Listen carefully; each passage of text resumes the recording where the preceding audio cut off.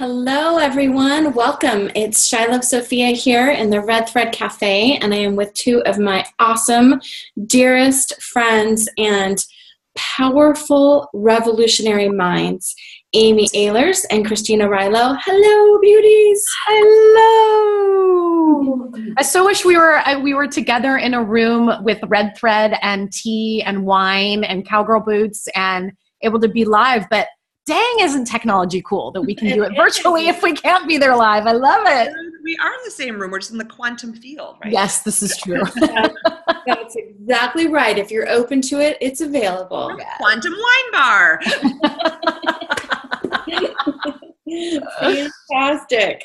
We'll get that delivered right up. And in fact, those of you who are tuning in, if you would like to get a glass of wine or a cup of tea wherever you are, and tune in, because these are our times to be together and connect to our hearts and to gather wisdom that is relevant for us in this space and time. And so I wanted to invite these amazing women who are like the kinds of friends that you have when you're in high school that are more difficult to get when you are older, where people that you have slumber parties and you have fights with and you challenge each other on your technology and you borrow each other's clothing and hats and stay over and take care of each other. And that is so rare, and it's the three of us have been in that friendship for quite a few years now, and I just feel so blessed, and also so blessed by the information that the two of them bring through and teach us. And I'm really excited because they have brought together really this level of information that I feel like is really time for us to have on the planet at this time. So tell us about what just came out? Like, what did you just do? Ooh. Wait, there's more. Oh my goodness, they're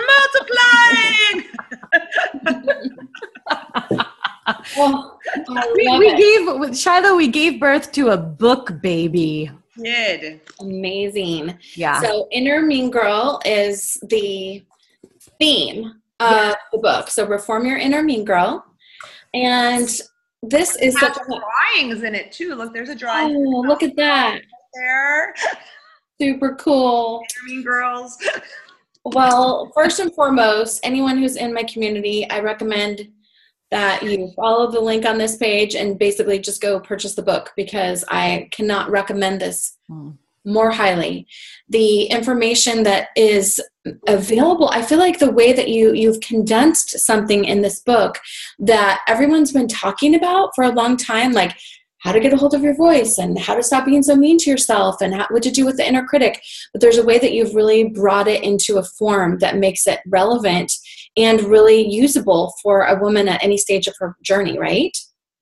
Yes, I mean, what's been amazing that I think Amy and I feel so grateful for is the last 5 years, I think it's been now, Amy, 5. We've been able to talk to and work with about 30,000 women around the world, specifically around this issue of, people call it the inner critic or the gremlin or the saboteur, but just really it's this epidemic of self-bullying that we've been seeing. And that no matter how successful a woman is, no matter how successful she's not, it doesn't matter, same voice. Race, economics, money, like it doesn't matter. And what we found is that it's common across all women. And what we've found is that women aren't talking about it enough. And of course, in your community, you all talk about it because you have to, because they're in front of a painting and they just roar out, or any creativity brings it up.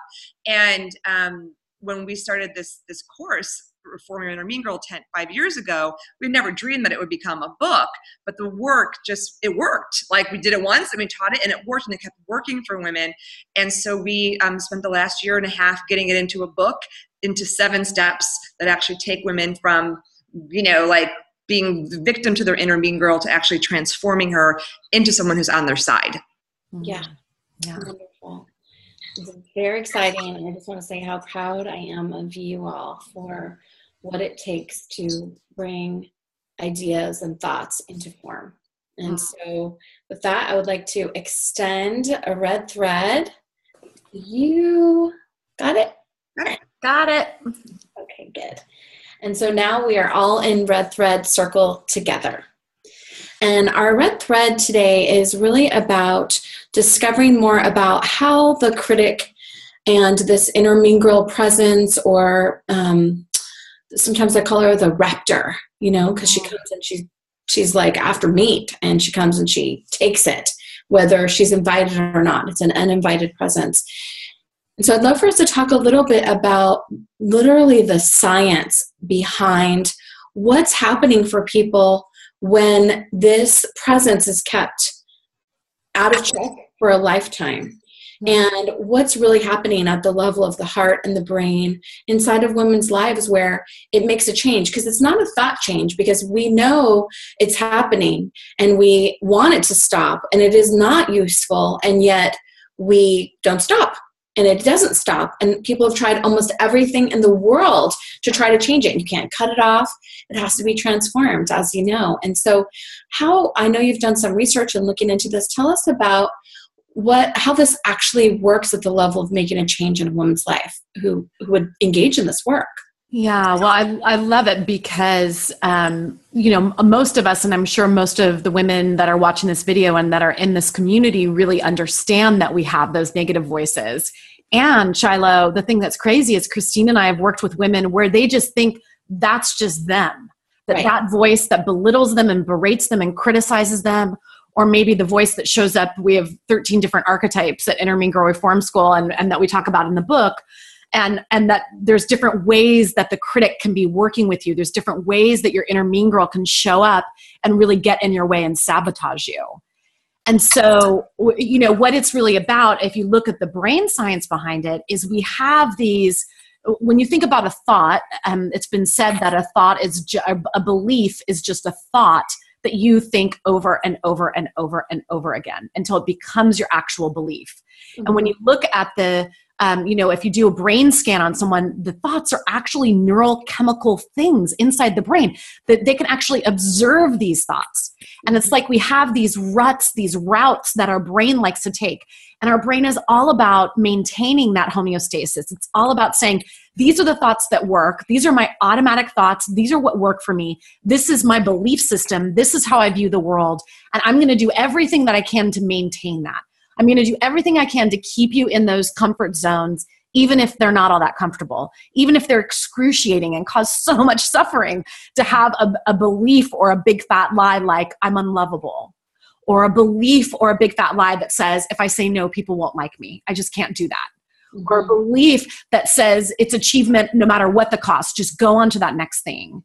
Mm-hmm. So it's really about tearing that apart and really looking at what are these beliefs, what are these big fat lies that are running you, what are those neural pathways in your mind and in your brain that just don't serve you anymore. And then as you start to reform your inner mean girl and you start loving her and saying, sweetie, I know it is safe, and turning your power over to your inner wisdom, as we call her, then that's when the magic happens. That's when suddenly you can break free from these patterns that may have been with you your entire life since you were a little tiny girl. That's the change that we've seen through the course of the work that we've done at Intermingle Reform School and now through the book. And it's mind-blowing. It literally is. It's like making up your mind, like saying, what do I want to be thinking? What are the beliefs that I want to be collecting evidence of? And then consciously making those changes and then letting those neural pathways get built as new highways in your brain. Yeah. Nice. So that's like a little snippet. I could talk about that forever, as Christine knows. She loves brain science. Well, she's a total brain science geek. It's true. It's good because it's real. I mean, the brain is plastic. You can shift it, you can change it, and it's also connected to the heart. So the really cool thing is that the yogis and the scientists and the spiritual leaders and scientists are saying the same thing now. Finally, scientists are catching up to what spiritual leaders have known for 5,000 years. Mm-hmm. And so there is an absolute heart connection. There's absolute soul connection. And a lot of these well, actually all of the inner mean girls, and we call them inner mean girls because they're pushy. They bully you into doing things and thinking things that are not in your best interest. But they think they are, because what's happened in your life, this beautiful heart of yours, you came in, you're like, here I am, world, I'm ready to share, and you just thought it was, loving and safe and wonderful. And then you met someone who was here for longer than you were. Or you got into a situation and, their fear and blame and shame touched your heart, and it created little love cracks, we call them. And then that fear and that shame and that blame, your little person didn't know how to deal with that. You're just like, I don't want to have to experience this ever again. Or you were in a situation where you felt like you weren't in control. And so you created this inner mean girl so that you didn't have to feel, out of control.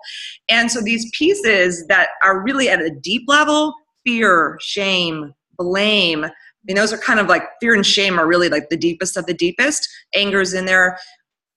We need a way to relate to those. It's like, because it, but like, how great, I have fear. I'm afraid because this thing happened to me when I was 5. You don't want to talk about it for the rest of your life, because it's actually in here, in your heart, that gets triggered and makes your whole body feel an emotion, then you react from. So what we found is that by understanding that, oh my God, I've been triggered, my inner mean girl has been triggered, she's freaking out, I'm having an inner mean girl attack, and you can feel it in your heart.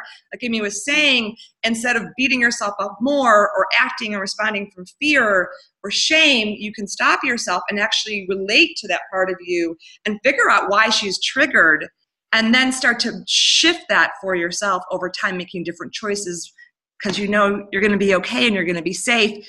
But you have to connect to your inner wisdom, or as you would say, you have to connect to your muse. You actually have to build a relationship with that other part, or your inner mean girl will never take her new job. Mm-hmm. So this can really start changing the way that people are literally operating, right? How they are inside of their life and their experience of their life, that their frame of reference for how the universe actually functions. I love when Einstein talks about, you either experience the world as a friendly place or a non-friendly place, or you either experience everything as a miracle or as if nothing is a miracle. And what seems so prevalent when we are really hard on ourselves, when that's sort of the way we've been living and holding ourselves back, that it's hard to experience everything as a miracle, because we're almost allowing ourselves to be assaulted by anything that is not absolutely affirming and encouraging, which is not most of life. So it isn't. And I'll even out myself. Like this morning, Amy and I were on a conference call with somebody, and my inner mean girl I was feeling very unsupported. And so when I feel unsupported, totally triggers one of my inner mean girls. I wonder which one it triggers. I think it triggers the rejection queen. I think it's actually my rejection queen, Beat It Brenda, who has blonde hair. She's very coiffed. She has amazing fingernails that, is always telling me I'm not supported, not taken care of, I'm out of the circle. And we were on this call, and I could just feel my body starting to get hot. And I could feel my words starting to get sharp, because inner mean girls can become outer mean girls. For sure. And so my inner mean girl, who was being triggered, wanted to become an outer mean girl and like cut this person's head off. And I was okay. I know I had a little jabs in there, but I was totally aware while it was happening. So I just didn't lose my stuff all over this person or become a total victim to it.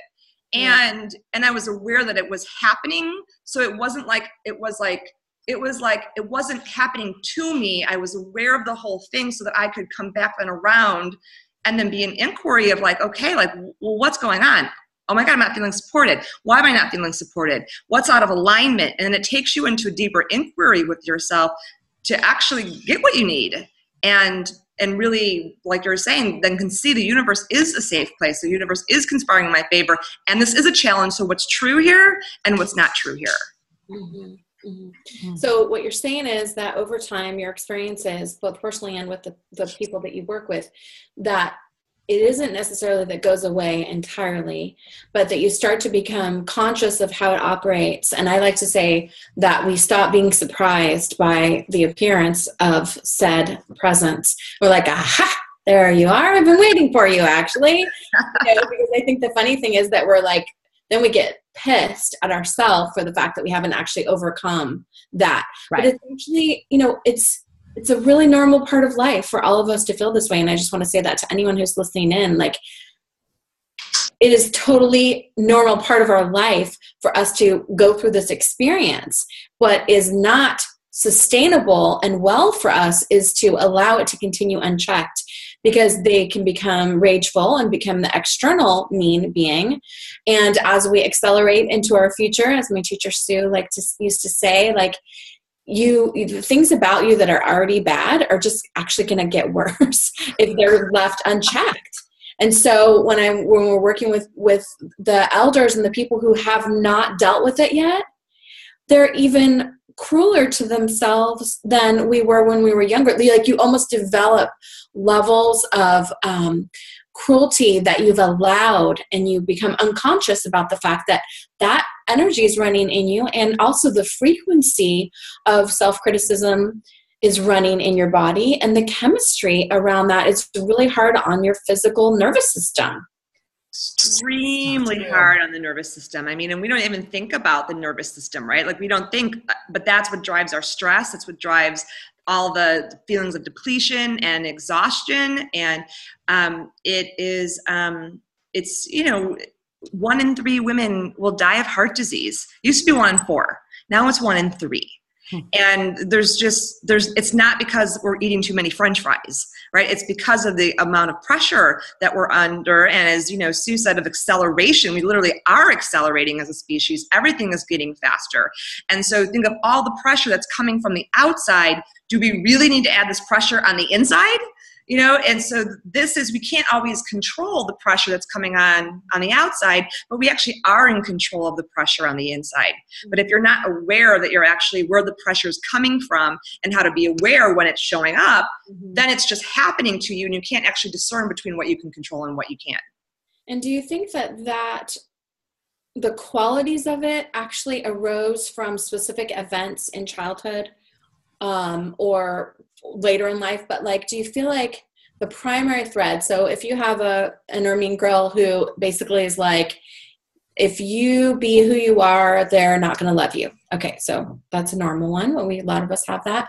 Do you think that comes from, most of the time, a situation in which you experience not being loved, and it just then is created as that?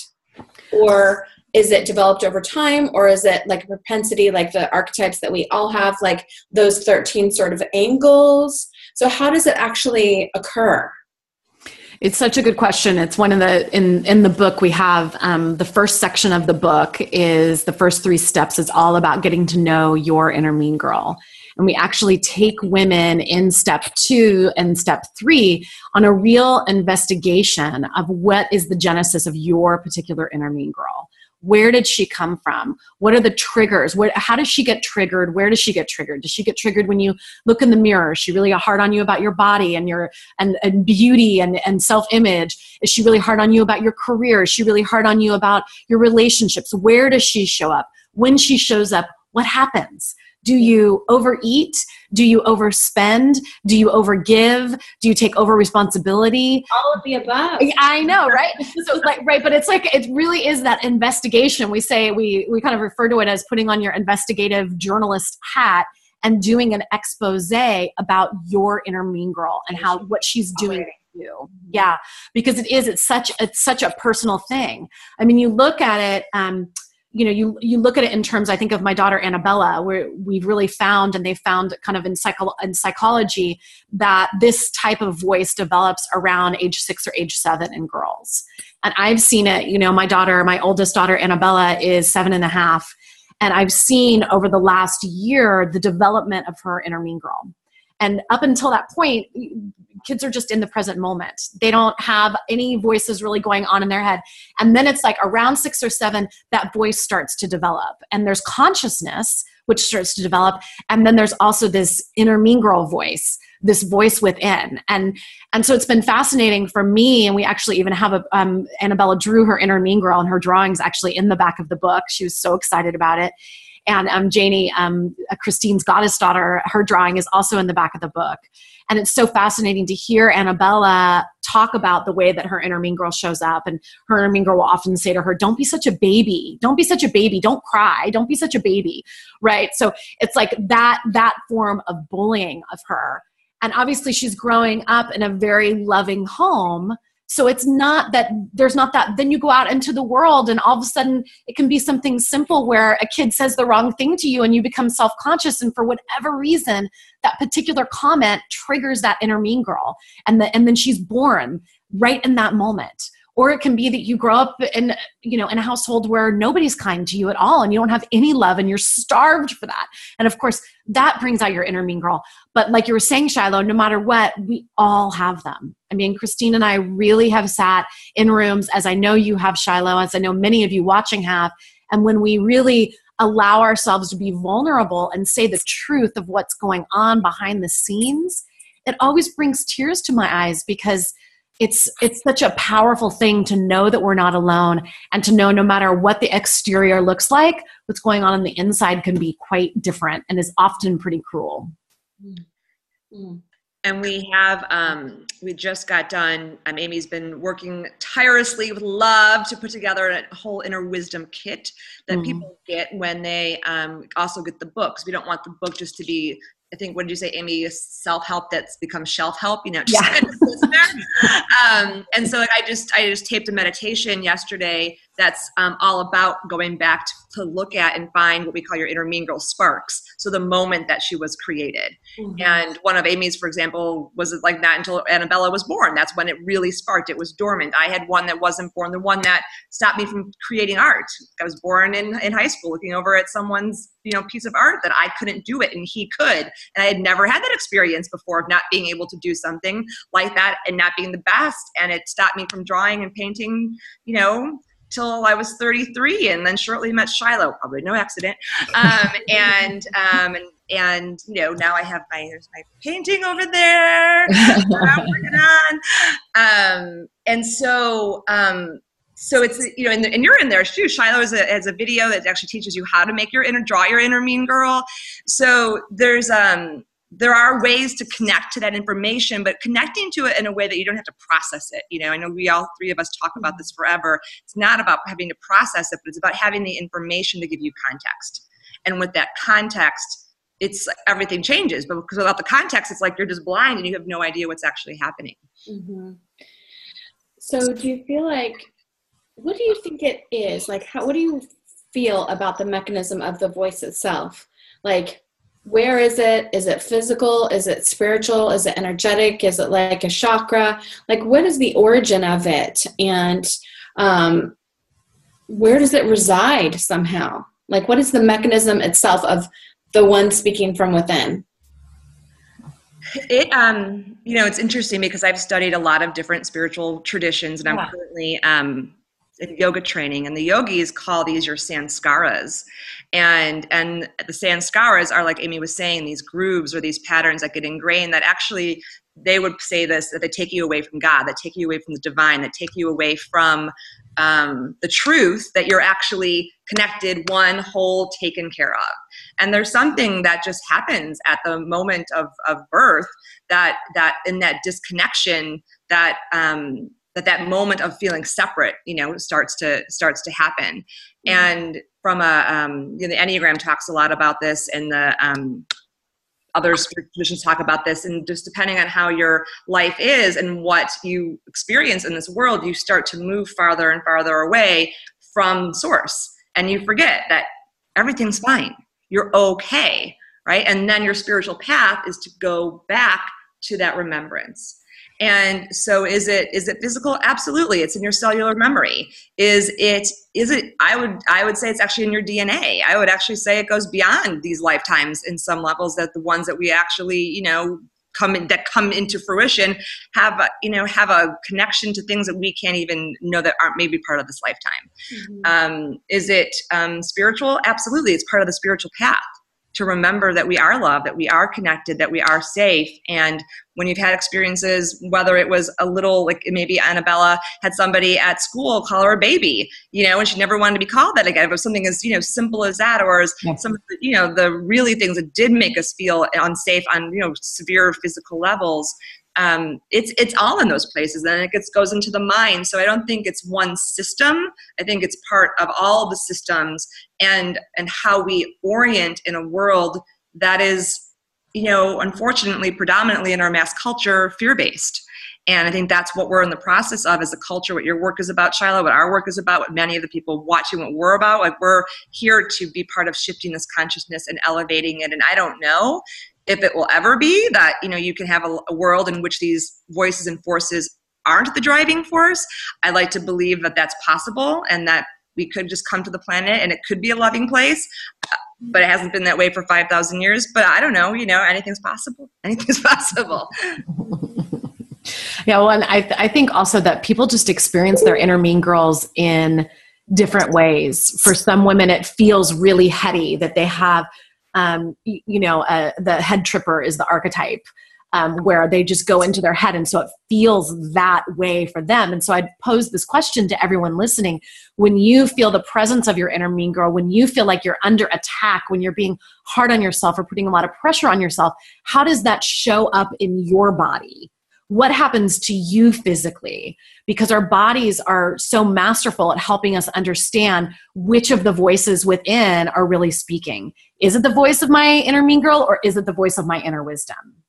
And I know for me, when my inner mean girl is speaking, there is this like headiness, like crazy, my chest feels constricted. Like, I know the way that feels.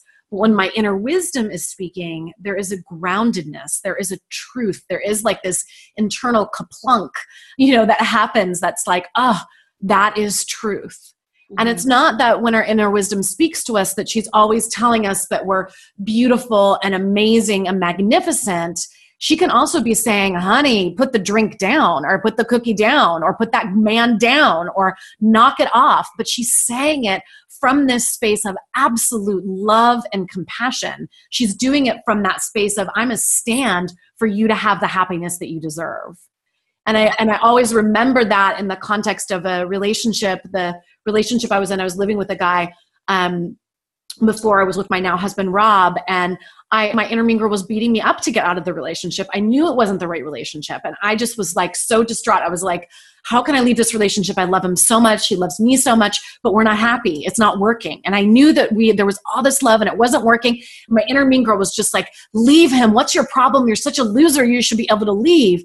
But it wasn't until my inner wisdom stepped in and said, sweetheart, it's time to leave, that I was able to actually say, I'm moving out. Like, I'm done. And it was from this place of radical self-love. Mm-hmm. And so how does the inner mean girl in the technology that you're teaching, how does it switch to the inner wisdom? It's really about tuning in and really understanding which of those broadcasting stations, where those things are emitting. And I know, Christine, you have kind of the beautiful metaphor of the different radio channels. Do you want to talk about that? Yeah, sure. So if you were to put your left hand out and imagine you have a little mean girl, or maybe a couple, I have 5, on your left hand. And they're all sitting right there and you're looking at them. And when they're talking to you or they're running energy through you, and imagine your body is like a broadcasting station. So this is like a pole, like a radio station, broadcasting out vibrations and pulling vibrations in. So when they're broadcasting, it's like your whole body and your mind is attuned to, we call it 88.9 FEAR FM. So it's the fear channel, right? And it's like your whole body goes into fear. And just depending on who you are, that could show up as anxiety and worry. Amy's negative Nelly makes her feel that. For me, it's all about control and anger and frustration. Like, that's when I know my inner mean girl is I'm under attack. And you can just feel, you hear my voice is getting stronger and louder, and I'm getting all fiery. Like, that's the way that it comes from. Put your right hand out and close your eyes. And take a breath. An inhale and an exhale. And just allow your entire nervous system to relax. to allow your skeletal system and your shoulders to relax, to allow your belly to relax, to allow yourself to feel supported by the earth and to be open to the light. Maybe just exhale one more time. The breath. You feel spacious, right? You can feel that space. That space is where your inner wisdom lives. And in order to hear her guidance, you actually have to slow down.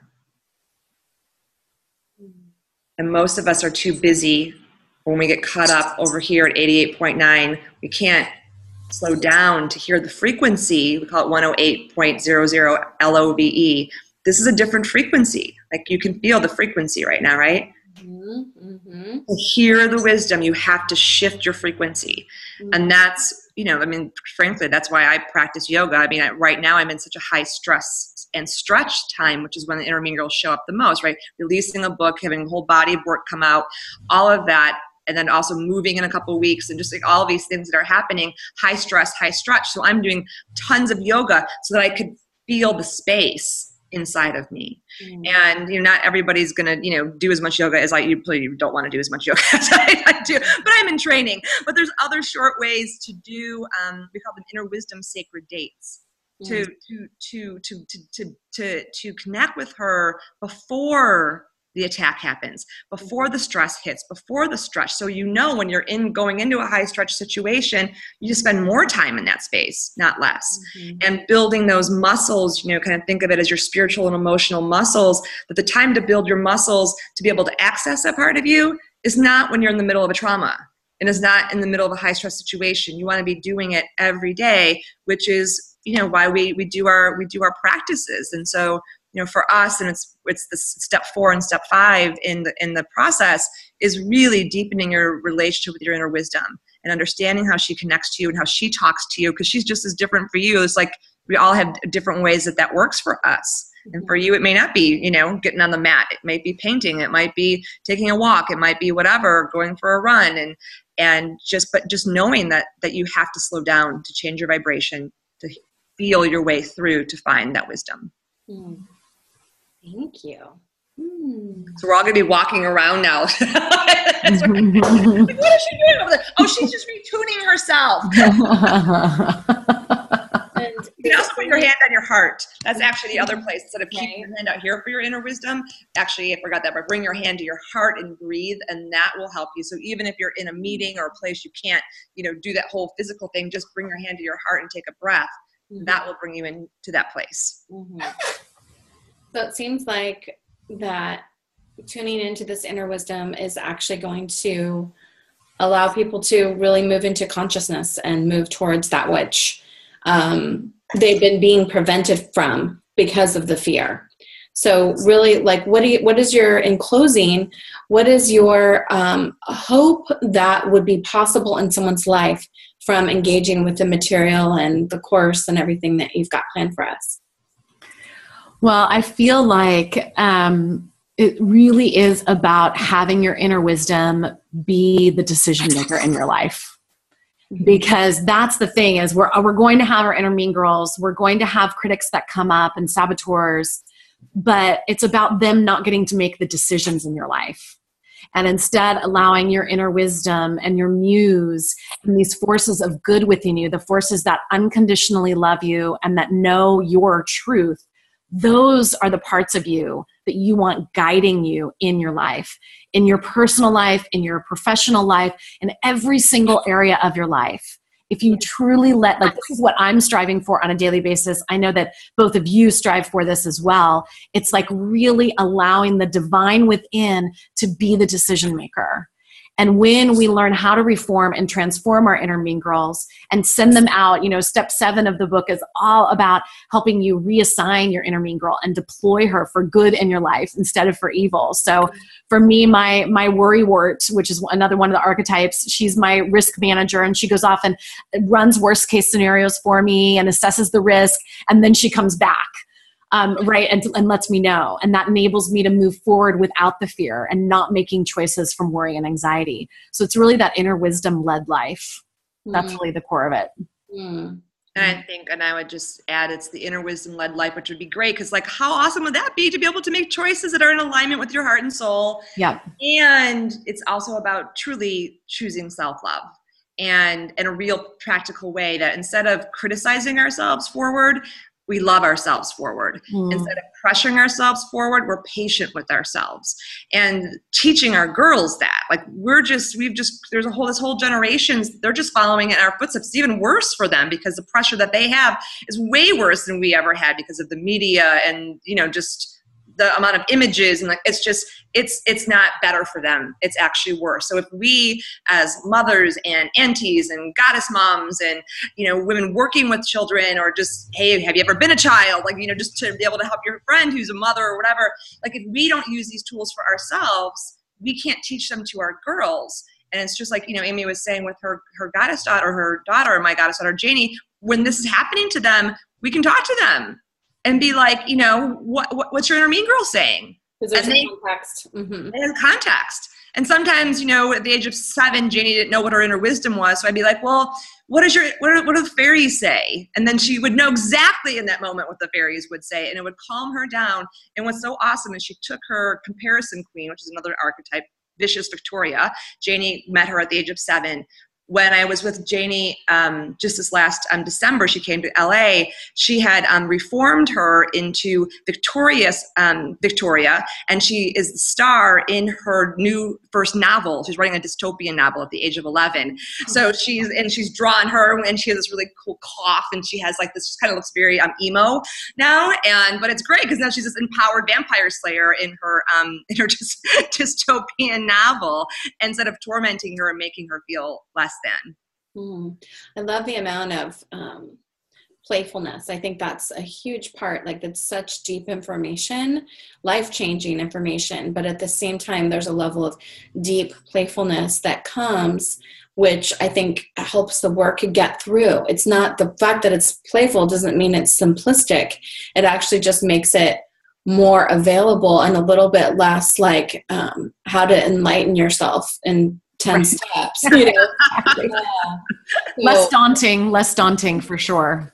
So well, thank you so much, you all wonderful girlfriends, for sharing your time and your wisdom. I have a lot of faith in this book and in this material, and I really feel like it's like essential reading for anyone who's really hoping to do their work in the world, to be themselves, to belong here, to stop waiting, to stop being a victim, to stop letting the fear hold you back. Anyone who's like ready for the next step, there's no way to get to the next step powerfully without addressing what's the voice that's basically dominating your life and your life choices. So I encourage everybody to check this out, make it a part of your life, bring it to the children in your life. And it's not just like a one-time read. It's like a whole way of shifting how you relate to your internal voice ongoingly, right? Absolutely. It is. It really is. It's lifetime work. It's lifetime work for sure. And I know that also below or wherever, somewhere on this page, you also have a link to our free Inner Mean Girl quiz, which can be a really fun, it's free starting point so that women can determine what kind of archetype, what flavor of inner mean girl they have. So that's also here as well. And Shiloh, thank you. Thank you so much for having us here. We love you. We love you. Bye-bye, everyone. Bye. Thanks for tuning in.